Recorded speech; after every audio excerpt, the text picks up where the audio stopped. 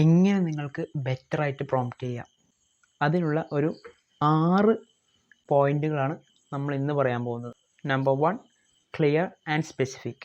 നിങ്ങൾക്ക് എന്താണ് വേണ്ടതെന്നുള്ള കാര്യത്തിൽ സ്പെസിഫിക് ആയിരിക്കുക.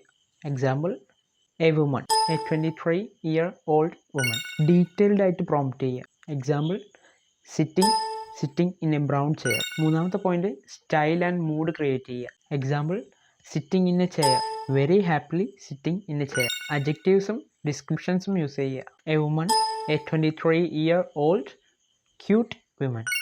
അഞ്ചാമത്തെ പോയിന്റ്, ആംബിഗിറ്റി ഒഴിവാക്കുക.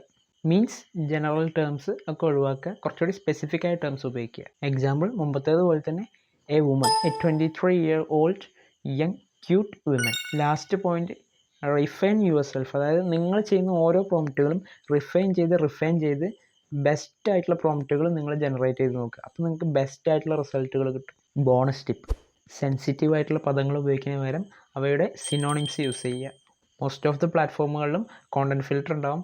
സോ 18+ ആയിട്ടുള്ളതോ അഡൾട്ട് ഓൺലി ആയിട്ടുള്ളതോ പദങ്ങളുണ്ടെങ്കിൽ അതിൻ്റെ സിനോണിംസ് ആയിട്ടുള്ള കുറച്ചുകൂടി സഭ്യമായ വാക്കുകൾ നിങ്ങൾക്ക് ഗൂഗിൾ സെർച്ച് ചെയ്താൽ കിട്ടും. അത് ഉപയോഗിച്ച് നോക്കുക.